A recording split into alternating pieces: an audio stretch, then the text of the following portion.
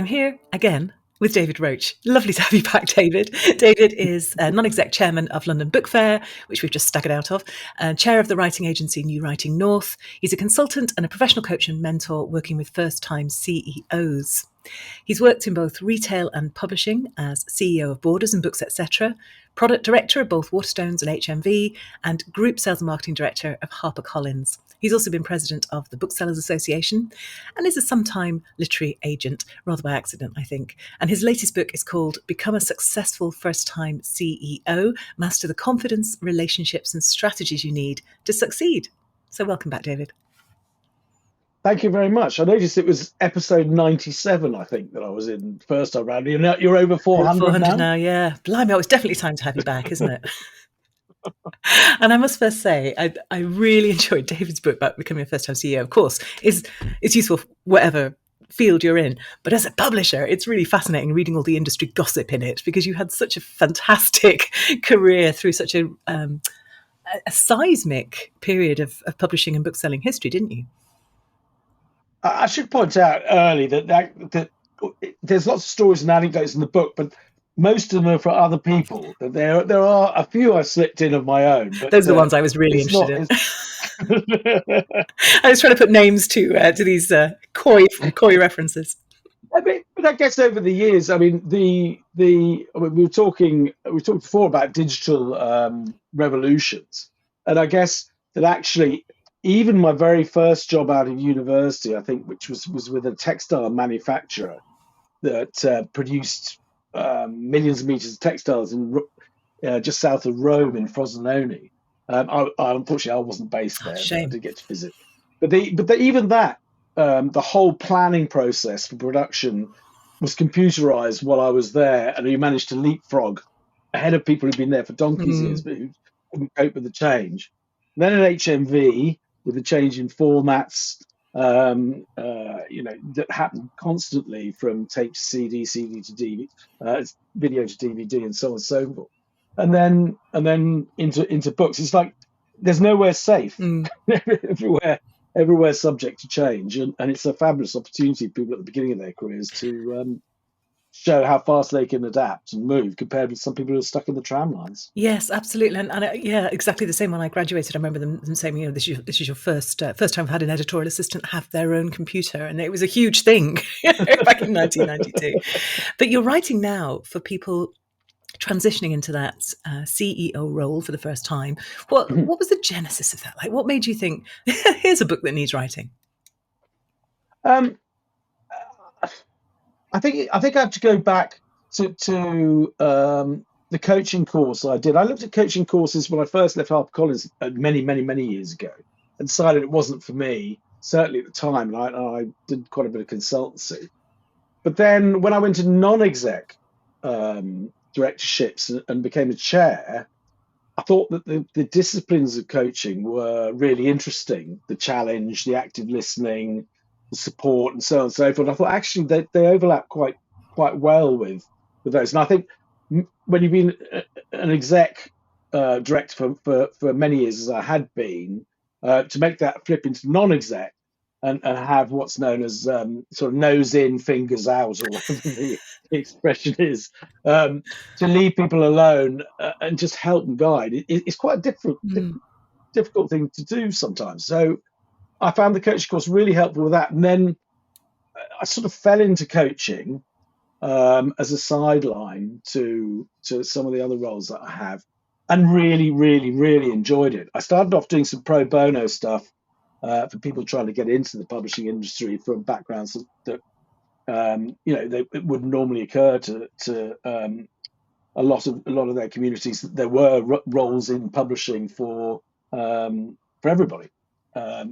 And I've been was at New Writing North then, so that I came across a lot of writers who it never occurred to them that writing could be a career, and then through the course of coaching and actually starting to do it professionally, I just found that this first-time CEO was a real sweet spot, and it took me back to when I was made a CEO for the first time. I had a coach. It wasn't a coach mentor, but a coach, and it was invaluable to have someone in your corner who was safe to talk to, who was independent, and just to bounce things off, to be a sounding board. And I got the most out of coaching first time CEOs myself, and I found that they really responded incredibly well. When you first do coaching, it's a bit of magic, really, that you sort of go, right, okay, well, we'll try this and try this, try that, and at the end of it, you might go, well, okay, it was okay, but it didn't go brilliantly. The other person at the other end goes, that was fantastic. It's absolutely, and you simply go, how did that happen? So it's the less you say, the more space you give, the more powerful the intervention, isn't it? That's the big difference, I think, between coaching and any other kind of intervention. Sure, sure. I think, yeah, I mean, there's an element of coaching, I think, on the course, it was likened to like a driving test, that there are certain formal maneuvers that you have to do, mirror signal maneuver, whatever it might be. But when you pass your test, chances are you're going to find your own style and your own theory. You might have the window open with your elbow on it or whatever. And certainly, I found that the mentoring side and using, I mean, I have 28 years of experience as a board member on various sides of the board table, that was useful. And actually, particularly with CEOs, they don't have a lot of time, and bouncing things off with the questions to eventually get to a point where you are moving forward. Sometimes they just didn't welcome that. They go, look, I've got 20 minutes. No, I've got this meeting tomorrow. So often, the most interesting thing I found actually during coaching was that if the client comes into a complete block, certainly I found, and I'm not sure everyone else has found this, but there's a sort of incubation effect where you're talking about something else. But I think it's more than that. If they're completely blocked, I might go, right, okay, let me tell you about something that happened to me. And I might say something that's vaguely relevant. I was doing this, blah, blah, blah, blah, blah, blah, blah. And before I've even got halfway, they'll go, stop, you just sparked something that I've got exactly what I need to do. And I think there is an element of incubation effect or reflective practice, but but to me, they're surrounded by their problem. They brought it in. We've discussed it. It's ever present. But everyone knows it's quite easy, or much easier, to see the answer to other people's problems than it is to see your own. They've now moved into problem solving mode because I'm telling them the problem I had, and suddenly the two are in the same room, the problem solving mode, and their own issues, and it makes that connection which makes the breakthrough. And it happens too often. It happens too often for it to be a coincidence. And that really is a magic, it's a magician moment. If you can't see an answer to your problems and someone else can come and solve it, it is a magician moment. Yeah, it does feel like magic, absolutely. And what strikes me as well is how few places there are for any CEO, but particularly a first-time CEO with all the kind of insecurity around that, to say, I don't know, or to explore questions that they don't have the answers to. I feel. I mean, you gain a sort of rhino skin as you go through your years as a CEO. But right at the beginning, it's a completely different job to the one you had before. It's not just a step up with more responsibility and more departments. It's completely different. And any support groups you had before, or the relationships with your peers, changes completely, and or your previous peers changes completely. Whether you're going into a new company or you're being promoted from within. And I just find it amazing that all the concentrations on the selection process, and I'm sure come on to talk about aspiring CEOs, but there's an absolute element where I think within the selection process, when you get to the shortlist, probably most people on the list can do the job, and the real question is, can you be trusted to do the job? And that's where the relationships start to develop already between the selection board and or selection committee and the incoming CEO. But the first thing they're thrown in front of is the 100-day plan. Right? That's immediately get on. We've got 100 days to deliver. The clock's ticking. And the induction is just that, an induction. It's some dates and times in the diary to meet various people. There's no such thing as a transition plan, and these people are just left on their own. And they've come in without necessarily being geared up for it. So they go, hang on, I've got to look confident. I've got to be the person who was hired and that knows how to do it. I have to have all the answers, which is the worst place to come from First when you're trying possible mindset. Yeah. but also it's not particularly popular with all the people who've been around for a while and sitting there supporting, going, in fact, it's totally true. You no longer run your department as you used to. So in effect, you don't really run the company. You're setting the culture, you're setting the strategy, you're pulling everything together like a conductor. Yes, I love the conductor actually, analogy. Yeah. you don't. So I think it's really tough. And the evidence within the statistics is there. McKinsey estimate that I think it was $1 trillion US dollars are lost every year in market value of Standard & Poor's top 1,500 companies based on poorly managed transitions of CEOs and C-suite people. This is a priority. Why do And you what I think it don't isn't? get. Well, I was going to say it might be the same thing. Why do you think it isn't standard that new CEOs get a coach, get a mentor? Yeah, that's what I don't get. Because surely the people who are the board who appoints the CEO. I mean, nobody wants that person to fail. Everybody wants that person. There might be one direct report who thought they should have had a job who possibly wants them to fail, but in general, everyone wants them to succeed. So why wouldn't you do everything possible to support it? I've got a real thing that I believe passionately. A first-time CEO should be appointed, so assigned an independent coach and mentor automatically. It should be compulsory. You wouldn't do that with any other job. If you brought in a new buying director, you wouldn't just sort of go, oh, off you go. You just wouldn't do it. Funny enough, the only job that is the exception is President of the United States, where they're given, well, it depends if they agree with the election result, but otherwise they're given about 11 weeks to have that transition before they take up office. Perhaps it's too important to fail. I don't know. That's working out well, isn't it? I'm really interested to know from your. Here you are, an author, and I know you've written poetry before. You put out a poetry collection. We talked about that last time, but this is the first business book I think that you put out. Correct me if Yes, I'm wrong. What absolutely. was? I don't know if it's poacher turned gamekeeper or the other way around or what. But what was your kind of experience of becoming the person who's writing the book that all the machinery is then selling? That's a really good question. I think more than anything, sort of the poetry book first time round. I mean, see episode 97. The was very much a crazy thing. I'm going to put myself in a room. I'm going to write, and it was just it sort of it fell over itself and landed in a bookshop. It just happened.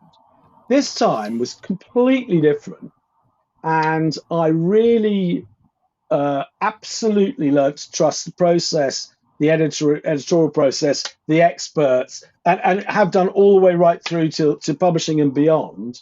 This time I spent a small amount of money on a PR company, and oh my God, you sort of think you know how to do it all, but bloody hell, the results you get when a professional does it, who knew? Yeah, well, they probably did, but yes. Yes. No, but absolutely. I mean, do it the right way, and you get the right results. What did you learn about the process of writing a business book specifically, as opposed to any other kind of writing that you've done before? I mean, the process. I was structurally everything was very different. I mean, it had to be absolutely. And I think going back to earlier, you say why do first time CEOs do it? I mean, the next question is why. What makes you think you can write that book? And I think there's something there about what is your USP, what is their particular need, what problem are you trying to solve, and then, but then actually within that, what sort of book is it going to be? And I think my editor described it very well, I thought. Well, it sounded much better than the way I described it anyway. Was as it's about relationships completely. There's no right or wrong answer. It's probably some wrong answers, but there's no right answer necessarily, because you're playing what's in front of you. And so they described it as it's a why-to book rather than a how-to book. And Oh, once that's once they nice. said that, I thought actually that really helps, because I'm sitting there going, I don't have enough in here saying you need to do this. That's why people are going to buy the book. And actually, that really took the pressure off. So I went, no, actually, it's inappropriate. And I loved that. Really plays to a story that really struck me in the book, actually, about you talking about. I don't think you were a CEO at the time, but you were talking to your boss, and you'd done something that you were really pretty proud of, and they sort of hadn't really registered the importance of. And the lesson you took from it was that you needed to manage the relationship differently. So it wasn't how Complete, you were working or performing; it was all about how the communication flowed, how you sought their absolutely. input. Really transformational.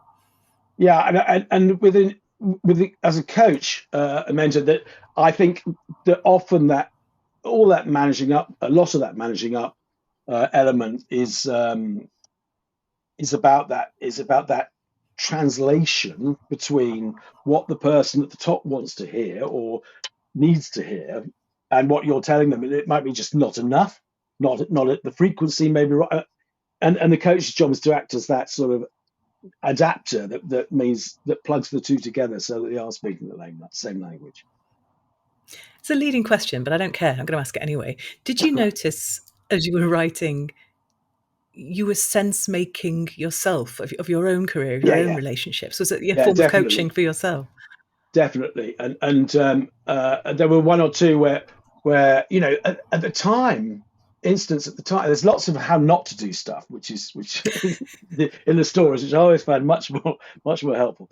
But there were times when I would be, at the time I might have been absolutely gobsmacked about something, or really disappointed, or upset, or just going, it's not fair. And then you look back at it now and you're going, yeah, okay, I can sort of see exactly where they're coming from, and actually, that's a really good lesson to learn. I so didn't see it at the time. So I think that's sort of where the mentoring bit I think comes in, because Mm. um, it does help guide the questions that you might ask as a coach. Towards how do you think they felt? What so that sort of angle, as opposed to concentrating on what you feel.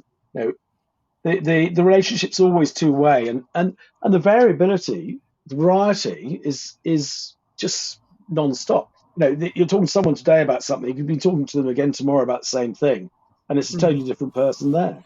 you know and I think one of the bits I put in the book, which actually reflected a real thing happening, you don't know that person, you know in the old days, not working hard enough, needing a boot up the arse, blah, blah, blah, blah. That they've got their father's got Parkinson's and has just been moved into a home, or whatever. And then how you deal with that as a Yeah. leader, with the responsibilities that you've had for the first time, is you've got, never take for granted what the other person's bringing to the table. Yeah, and that really struck me because I've been at the other end of that kind of management style of, Mm, if results are dropping, then there's threats and there's sort of people talking about, the sack, and yeah, I've yeah, sort of sat in rooms where that sort of thing's been going on, and it yeah, feels very uncomfortable, but it also feels really counterproductive because actually I know what the manager doesn't know is that what they're going through at the moment. Yeah, yeah, yeah. No, it's. I mean, it's extraordinary to think that actually business was like that for probably centuries. yeah. um, and I think hopefully we are more enlightened now, and actually people are much more productive as a result. Yeah. I'm going to ask you what was most frustrating about writing as well. What did you find hardest or least enjoyable? Misery loves company, David. People are going to really enjoy hearing this. And I guess the bit is not knowing how good it is, or whether it's going to be good enough. You know, you sit there, and actually, in my process, the first draft, I never ditched completely. I take one chapter maybe, but you never went, okay, that's nonsense. I'll start again and approach it from a Try different again. way. It sort of sat there, and you were going, right. I might play around with it. I might change 40% of it, of that chapter. But in general, the sort of structure and the flow of it stayed sort of fairly much the same. And then you get into the paranoia. We've all got the imposter syndrome thing, which I go spend quite a bit of time talking about in the book. The paranoia, which says, I'm now just trying to make whatever it was better and honing it and buffing it and varnishing it. But actually, was it good enough in the first place? And the answer is, I'm now too close to it that I can't see it anymore. And that was Yeah, scary. I really recognise that, and there's a temptation, isn't there, almost to sort of go back and rip it up and start again, just so you can say you did, just so you're trying it. But actually, there's no guarantee that the second attempt is going to be Yeah. better than the first. It is a big Certainly, dilemma, and the more one thing I'd really be sorry. One thing I'd be really interested is to know the difference between a company like your own, which is really geared up to provide the perfect expertise, people who haven't really written a business book before, or may not written anything before, to be able to tell their story. Actually, is the right way of putting it.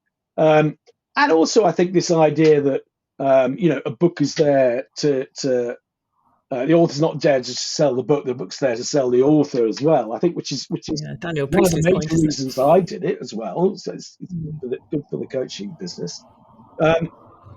Compared with, I don't know, taking it to a general publisher that sits in the middle of an imprint that does fiction, non-fiction, bit of business, whatever. And I suspect that expertise that it has, experience in hand holding and guidance, to come up with that end, I suspect it's incredibly valuable. Well, and you're right, and I know this because several people who've come out with the proposal challenge and got deals with traditional publishers and have been delighted with it have then found themselves very much on their own. There are, it is kind of what editors always used to do in a sense. They always used to be there supporting authors. It's just that it's such a low margin business that most of that has fallen by the wayside. Sure, but I think, but I guess how many major company imprints have got dedicated business book which have that business development angle as well, other than just the publisher is much more incentivized to do one thing, which is sell the book. The publishers only make their money out of sales of the book, so all they're worried about is and often, if the book is your product, if you're a fiction author, absolutely you're in alignment with that. That's what you want. Yeah. But if you're a business author, not so much. Actually, it's much more about reach and visibility and brand recognition, and so it's very different. Yeah. And I'm going to ask you, I always do this, and I'm going to ask you, you could probably get away with repeating it, but I'm going to bet somebody's going to listen back to your previous edition and make sure. So, David, what's your best tip for a first-time business book author? Let's say that. I think a little bit is about what I mentioned on that, thinking what your USP is, and then and what the target audience really needs out of it. Because I think once you've got that clear in your head, the structure sort of follows. And to me, getting the structure right was so important. And in my case, it was actually just there's a diagram in the book which just shows a circle. I call it the CEO's winner circle. It's very simple. There's you managing down, wider organization, and then externally clients and suppliers and wider industry and media. But actually, just getting that structure in my head went, okay, so hang on, there's three parts of the book. There's you, which is a massive part. You've got to get yourself first. Then there's internally in the company, and then there's everything else outside the company. And again, right, okay, got that structure right, and now can shape it. And then taking structure to the next level, right? What research do I need to support my own theories or whatever it is I do? What's my USP? What anecdotes? I always wanted it to be a story rich in a book rich in stories and anecdotes, because I think that's the way I operate. I think I said it last time I was on here that actually I don't read loads and loads and loads of business books. I'm more of a Blinkist, dip in, get my 5 points that in 10 minutes rather than have to last all 400 pages to get those 10 points. So I think that as a tip. And by the way, I loved in my book. I did get asked about business books, and I quote Daniel Priestley, who I went on his Dent course, and I'm a real admirer of him. I think he's fantastic. But he put a tweet up which said something like, "A friend of mine who works in the corporate world was." I was reading a fiction book the other day. I thought it must be amazing to have that sort of confidence. And so I went, right, well, I'm not having you this. really pulled him up, didn't you? Yeah, I did. But I managed to get Eleanor Catton, the Booker winner, to allow me to use A Piece of Burnham Wood, her latest novel, which was about relationships and people, and say that there are other ways of learning things. And anyway, everyone's different, but that's the way I like to learn. But yeah, I couldn't resist that one. So structure, and the reason you're doing it, I think. The final piece, and I actually didn't really benefit it because it sort of happened after I'd done most of the work on the book, was where AI comes into research now, and that you can sit there and go, my theory is, and then show me research around that topic. I mean, what a game changer! Yeah, it's fabulous, isn't it? Wow. It's like having an infinite intern. Yeah. Yeah. Brilliant. Thank you. And I'm going to ask for a recommendation as well. You're not allowed to recommend becoming a successful first-time CEO. Sorry. What would you recommend that anybody listening read? For a business book, I would. I think you're going to ask me for someone as well, and I'm going to recommend the same person who's written a book. You are going to ask me about same thing. Someone? Yeah. Okay. No, just the recommendation for a book. I was thinking about Richard Charkin, but you've already had him on the show, haven't you? Yeah. I did like My Back Pages, which told you a lot about the background of publishing, and I thought it was excellent. But the book I'm going to recommend is the last business book I've read, and someone who was not a million miles from you on the IPG stand at London Book Fair, and that's Nadim Sadek's Shimmer Don't Shake. I don't know if you've come across Shimmer. The AI marketing. Yeah. Yes, absolutely. Yeah. Well, you couldn't not at London Book Fair, could you? No. And Nadim is on every panel that's going at the moment. But he's an incredibly nice, very eloquent, and affable guy who wears his massive experience and intellect lightly, and it could not be more helpful to others. But it's also inspirational, I found. And it's not a thick book, but his volume is really takes you through two things. One, the sort of changing milestones in the history of AI, changing milestones in the history of publishing, and then marries the two together and looks at, he's a glass half full guy, and it's all going to happen anyway, so you might as well get on board. But he does cover the risks and opportunities of AI, and it's just a nice short novella almost of how AI can work. And I think his company's really interesting, so he'd be a good guest. Yep, so interesting. Yeah, no, I know quite a few of the people there. Brilliant. Do you know what? I haven't read it. I will dig it out. But I certainly know Shimmer. He'll Brilliant. certainly send you a free copy. And I'll have to get him on this very podcast, won't I? Tell us where we can go, David, if you want to find out more about you, more about your coaching work, more about the book. Buy the book. And if you're on video, there it is. And I think the best place is the coaching.